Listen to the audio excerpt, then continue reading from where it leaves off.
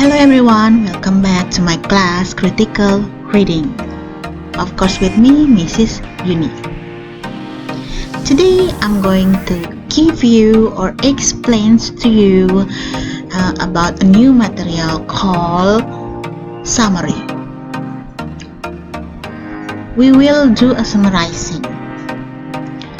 Previously you have learned how to paraphrase. Now it's time for you to practice and know how to make a summary.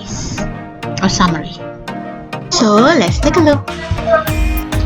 A summary is defined as a brief statement that presents the most important point of an original material.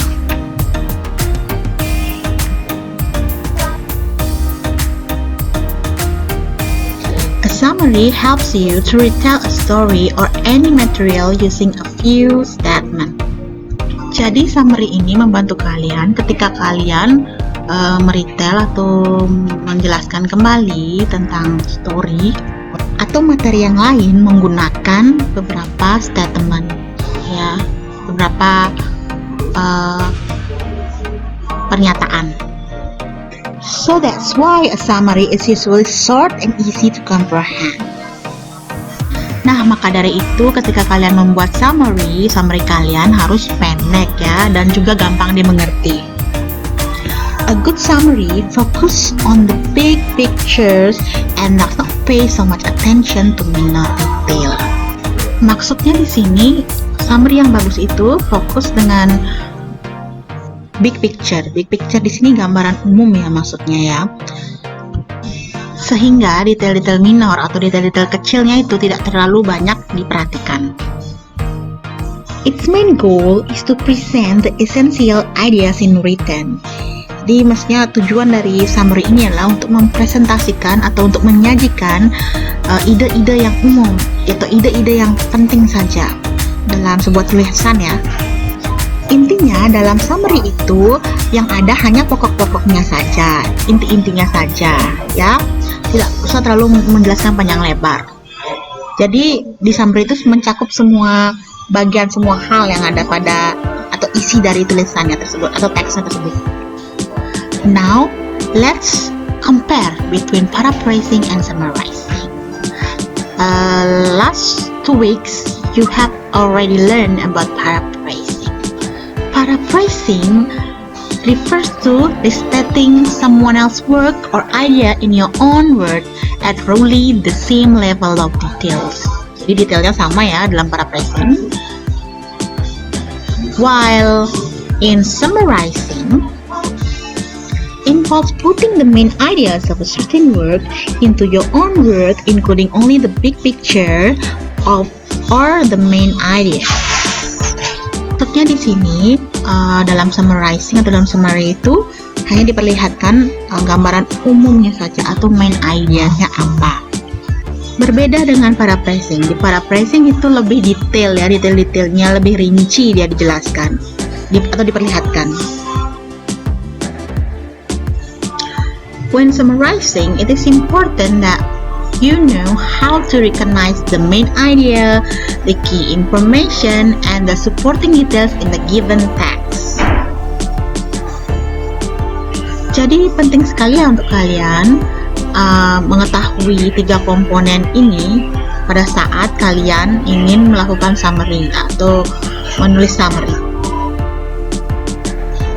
In this case, the main idea refers to the central point that the author is trying to communicate in his or her work.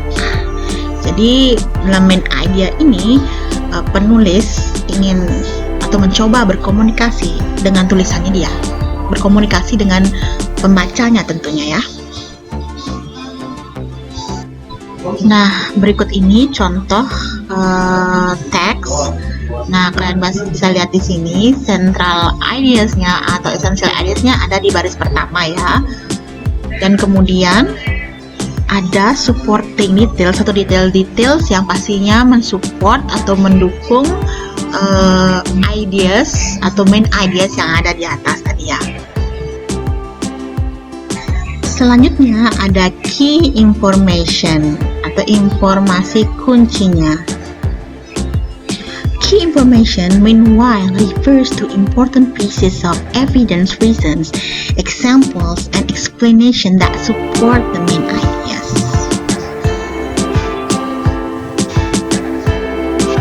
As I have said before, that this yang saya kotakkan ini atau detailsnya, supporting detailsnya pastinya harus mendukung main ideasnya.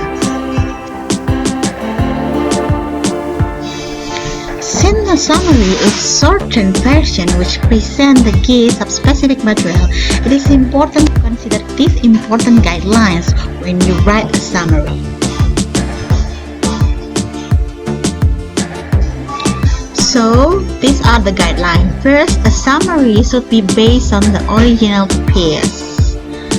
While you have to use your own word, it does not mean that you should analyze and interpret the material using your own understanding. You can still make your summary sounds like an independent piece without including misinterpretation of some sort. Jadi, walaupun ini kalian menggunakan bahasa sendiri, tapi jangan sampai kalian menyalahartikan atau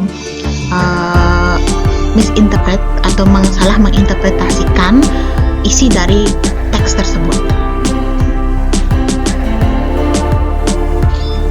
And then the second one, a summary should be kept short and simple. A good summary is usually a lot shorter than the original text. Ya, jadinya kalian ketika membuat summary pastikan harus tetap simple dan juga pendek ya. Pastikan main ideasnya include atau ada pada summary kalian, jangan sampai ketinggalan ya. Walaupun pendek, tapi jangan sampai meninggalkan the main ideas or the central ideas. And then the third, use your own word. When you write a summary, you should use your own word to retell the most important ideas. So it makes your summary easier to read and understand. Jadi kalian harus menggunakan kata-kata sendiri. Jadi itu penting karena kalian bisa memudahkan para pembaca untuk mengerti apa yang kalian buat gitu, summary yang kalian buat.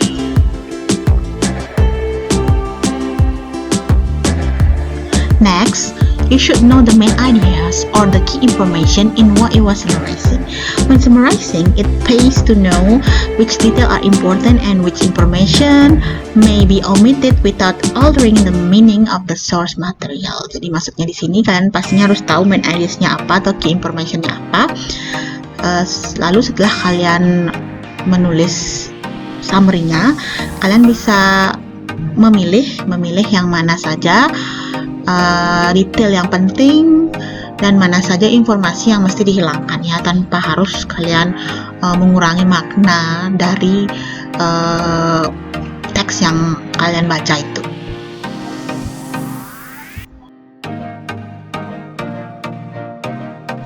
And then the fifth one, keep the objectivity. When summarizing a given material, you must remember to be as objective as possible.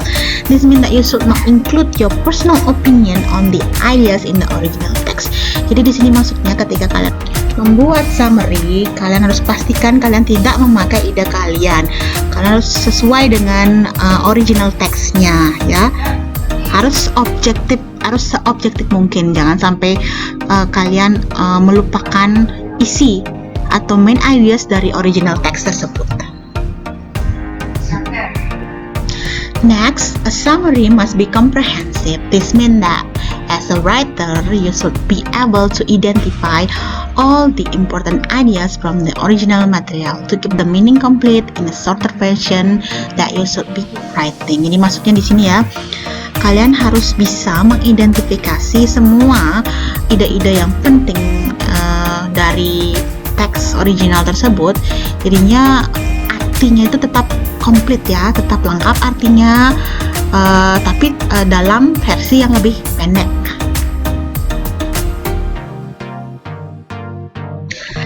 The seventh Yang ketujuh, a summary needs to be concise.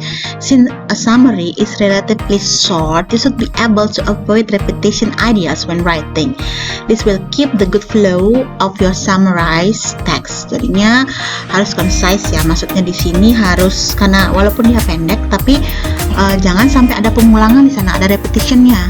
Jadinya tetap ide-idenya itu, tulisannya itu tetap mengalir.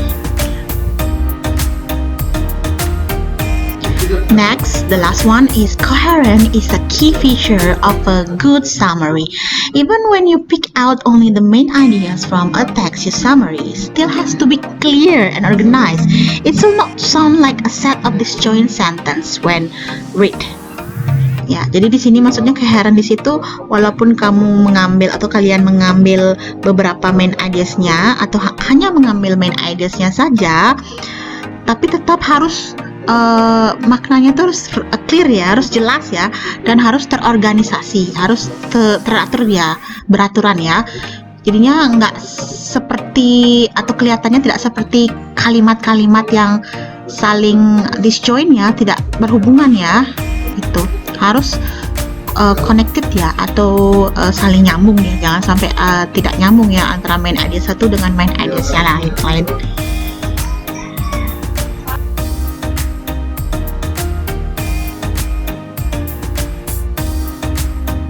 In summarizing key information in the text, you must apply several skills like scanning and skimming. While processing the original material, this will help you in identifying key ideas from supporting details. Jadinya kalian di sini juga harus punya skillnya ya, seperti scanning dan skimming. Kalian kan sudah mempelajarinya ya di semester sebelumnya.